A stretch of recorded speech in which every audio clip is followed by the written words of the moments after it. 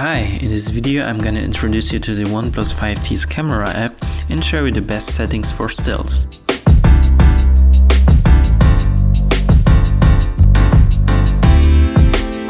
In the camera app you've got your gallery button, your shutter button, your button to switch between front and rear cameras, a quick menu for video, photo and portrait mode where you can switch between them, a zoom button.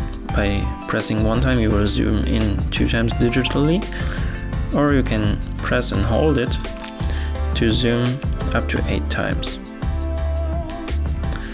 On the left side you've got a settings menu depending on the mode you're in. So basically you have here the photo settings, and you can press at the viewfinder to change exposure and focus, and you can change the exposure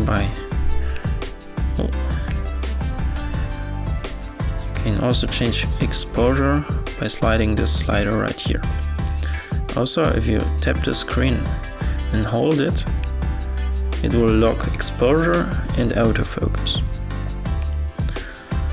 The little arrow right here opens the other modes that are available. There's a video mode, a photo mode, the portrait mode, which are quickly accessible on the main camera app, a slow motion mode, a pro mode, a time-lapse mode, and a panorama mode. Also on the left side there's a properties button where you can change some other settings like location data, shutter sound, quick capture by double tapping the power button. You can change the grid, no grid, 3x3, 4x4, or golden ratio. You can enable the rear camera beauty mode. You can enable the watermark with your name.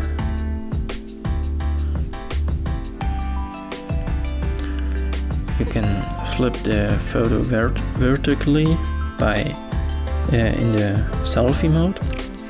In the portrait mode you can save also the normal photo without the fake bokeh. And in the pro mode you can show some extra information like picture information, histogram, and the horizontal line, which is the level bar. And there's also the version number of the camera app.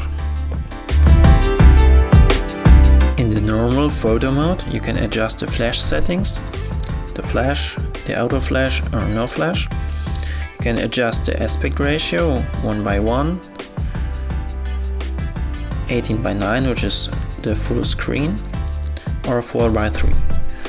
You can adjust the HDR settings for high quality mode, HDR, auto HDR or no HDR. And you can delay the shutter by 10 seconds, 5 seconds or 3 seconds. In video mode you can choose the flash settings, so you can leave the flash on while you're recording or just turn it off. And you can adjust the resolution. There's 4K, there's 1080p 60 fps, 1080p 30 fps and 720p 30 fps. 4K is also 30 fps.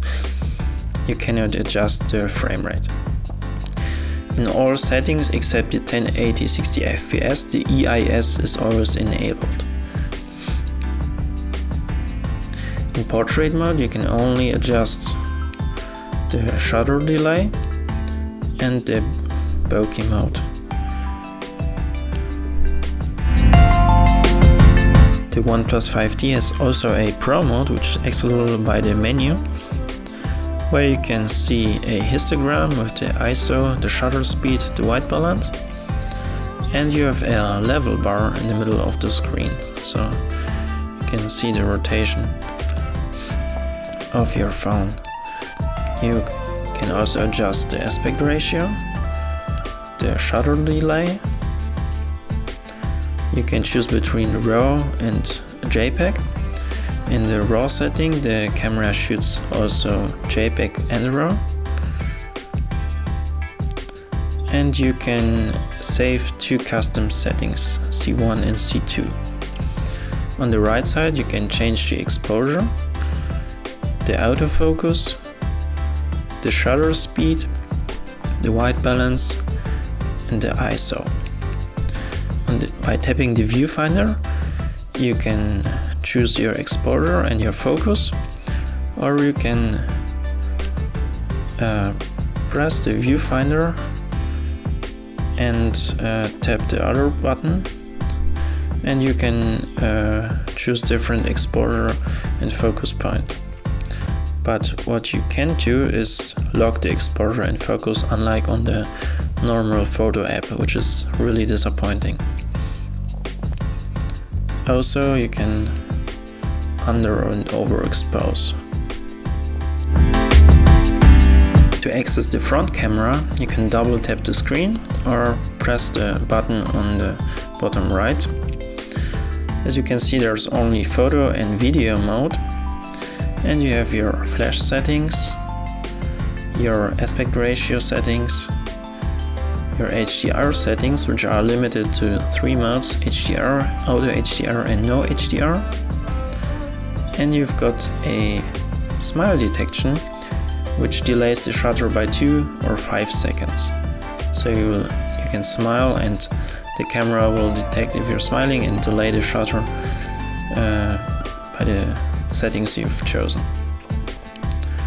Also, you've got a video mode from the front camera, which is limited to 1080p 30 fps and 720p also 30 fps.